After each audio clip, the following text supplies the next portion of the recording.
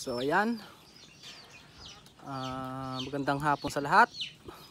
Welcome sa Iraya Kadlagan TV. So talagang masungit ang panahon.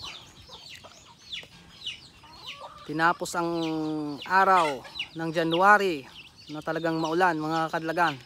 So shout out kay Albertans dyan sa Alberta, Canada, Calgary. Ayan, shoutout sa iyo. So nandito tayo sa ating lungga sa Iraya Kadlagan TV. So ayan yung aking mga alagang native chicken. Yan. Nasa labas pa yung iba mga kadlagan. So mahirap magparami talaga ngayong maulan. So ayan yung mga sisiw. Ang hirap magparami. So pinalabas ko lang muna silang lahat. Yan, lawak ng gagalaan nila mga kadlagan. Ayan. Ayan, yung kulungan nila. Nakawalan ko na sila. So nasa labas pa yung iba. Medyo marami-rami yung nasa labas. Ayan, medyo masungit ang panahon. Ayan, magtatanim na kami bukas. Ngayon sana, pero sobrang malakas ang ulan talaga mga kadlagan. Ayan yung ibang manok. Ayan na, nasa labas. Ayan na. So tingnan natin yung ating alaga pang baboy maliban sa mga manok na to. So ayan sila. Ito kabir yan, kabir. Ayan, ang ikli ng paa. Susubukan kong paramihin ulit ngayong summer. Ngayon medyo maulan talaga mga kadlagan. Ito ang medyo binibigyan tuon natin ngayon. Ngayon, hindi yan. Pakita ko ulit sa inyo mga kadlagan yung ating area. So Mount Isarog mga kadlagan, zero visibility tayo. Ayan. Ayan. So punta natin yung ating pigi. So dito muna tayo kay Osang. So mga kadlagan, si Osang ay 6 days na simula nang nakastahan or nabulugan. So tingnan natin ang kanyang ari kung talagang may lumalabas na ano. So wala namang akong nakikitang lumalabas sa kanyang ari. So yung una ko kasi dito, almost 6 days na, may lumalabas pa ring similya sa kanyang ari. So nakaapat na pakasta ko or pabulog, walang naging magandang resulta, kaya pinalit ko dito kay Osang. Ayan si Osang, dumalaga yan una pa lang. So disclaimer ulit, hindi tayo veterano sa pag-aalaga ng baboy. Tatanong-tanong lang tayo dating veterinaryo, si Doc Aga. So shout out kay Doc Aga, ang hayop na doktor. Ayan. May sakit siya ngayon, hindi siya makabisita dito. So ako na lang nagbabakuna muna. Nagpapaturo lang ako sa kanya kung anong sistema. So eto na si Pepa. So mga kadlagan, mapapansin nyo may ipa pa rin. Tinanggalan ko na yan ng ipa kasi sabi ko nga nung nakaraang video ko, medyo nag-LVM sila. So parang nalalamigan talaga sila mga kadlagan. So binalik ko yung ipa. So pagtsatsagaan ko na lang, napapalitan siya. Kung medyo madumi na talaga. Actually nung 29 nagpalit ako niyan, January 29, so January 30. Kahapon lang ako nagpalit pero nakita ko medyo madumi na at basa. Pinalitan ko na kaagad. Kasi sobrang lamig dito ko mga kadlagan sa ating area. Open na open tayo.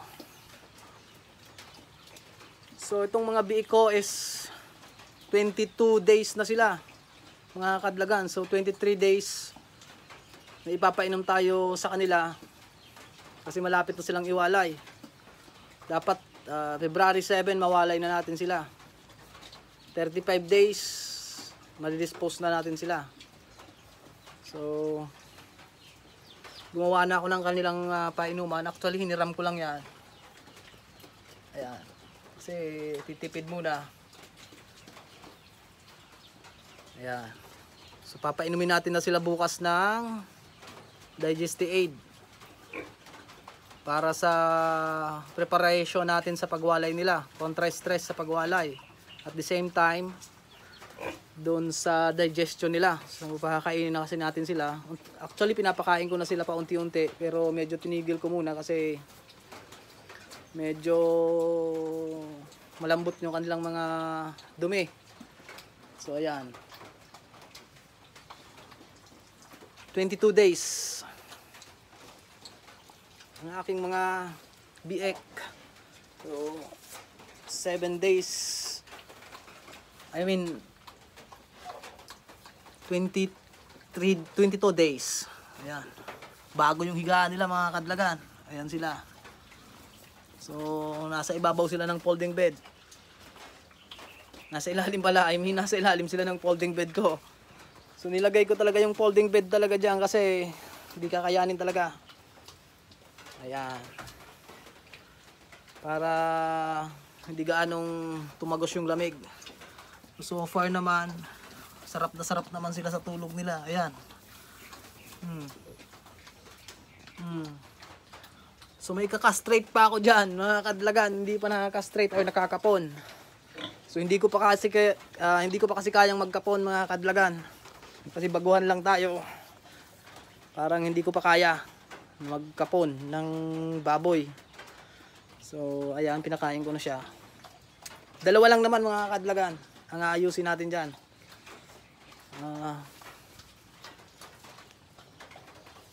Medyo matagal-tagal na kasi dapat 14 days pa sinabay ko sa iron yung pag-castrate sa kanila. Pero hindi available yung veterinaryo. So i-summary ko lang yung ginawa ko dito sa mga biik ko, mga kadlagan. Ito, base lang sa aking research lang ako, YouTube lang ako sa YouTube lang ako nakasalalay. Ayan, nung 1 to 3 days dapat pala pinatakan ko sila ng Apralite, tago 1 ml hanggang 3 days. Pero parang na-skip ko yung Apralite, kaya siguro medyo humina yung tiyan nila. So pangatlong araw, nagbakuna po ako ng Jectran. Iron po yun, yung iron. Ayan. After 10 days, 10 days, nagbakuna ulit ako ng, nagbigay pa rin ako ng vitamina, yung Bexan. So 1 to 3 days, nagbigay ako ng iron. After 10 days, nagbigay ulit ako ng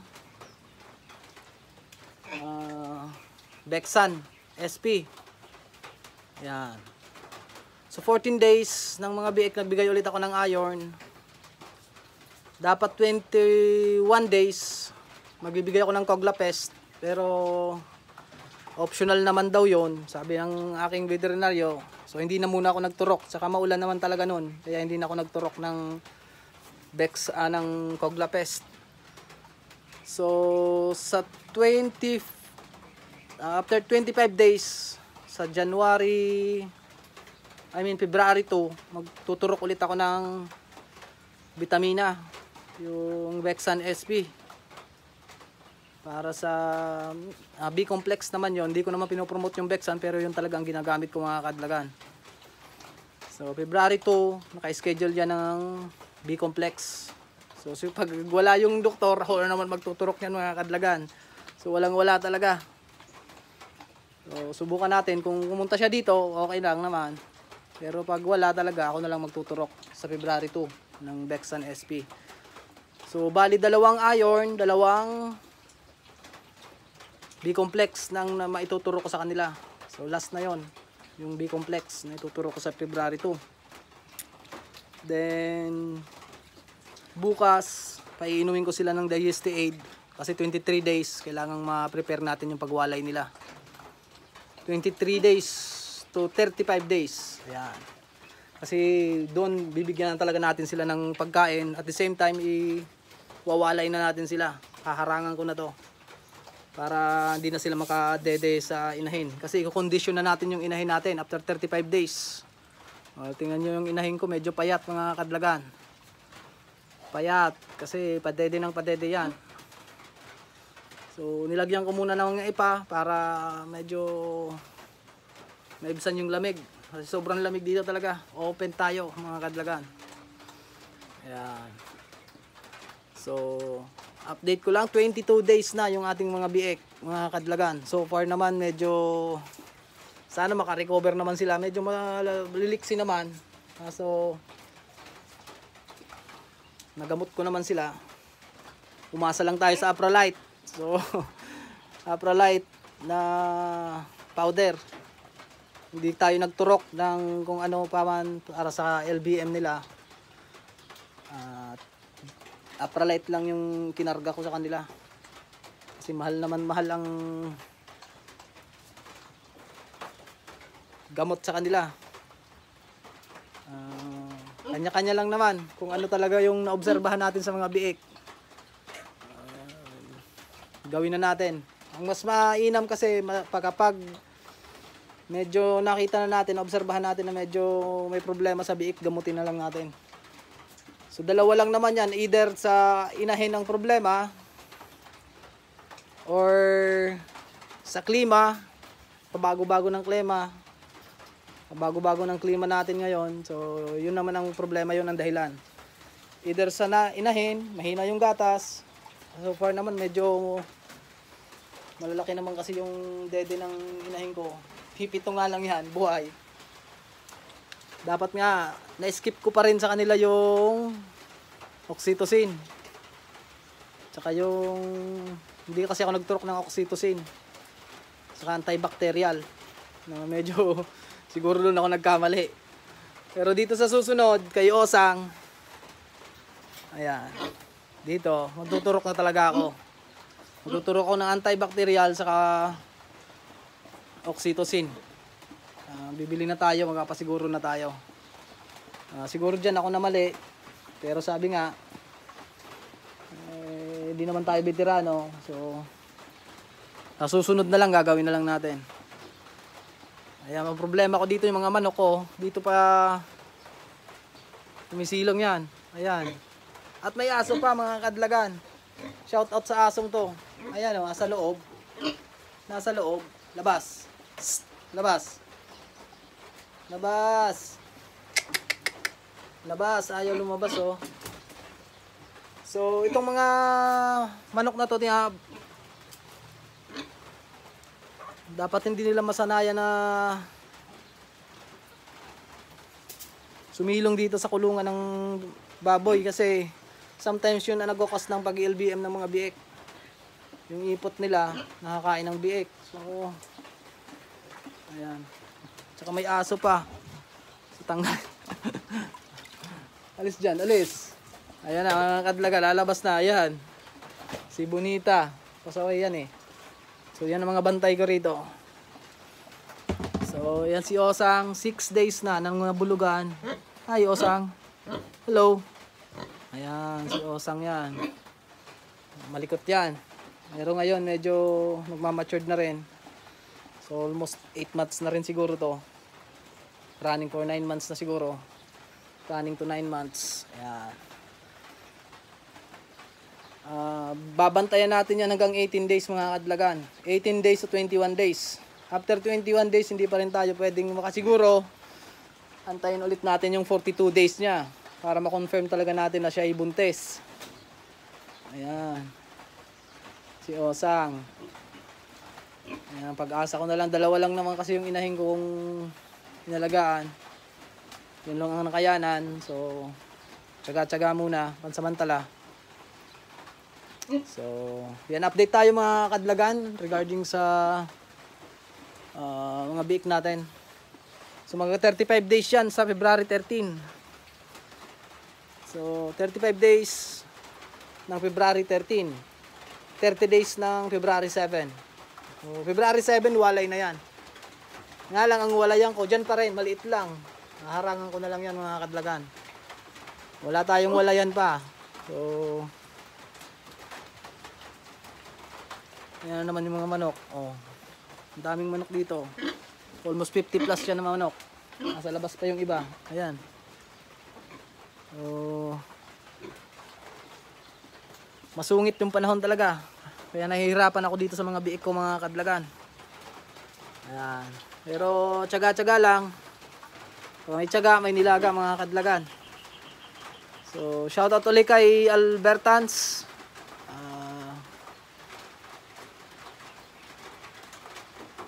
Nasa Calgary, Canada siya. Alberta. I think Alberta or Calgary. Hindi ko alam kung saan doon. So FW din tayo yung mga kadlagan.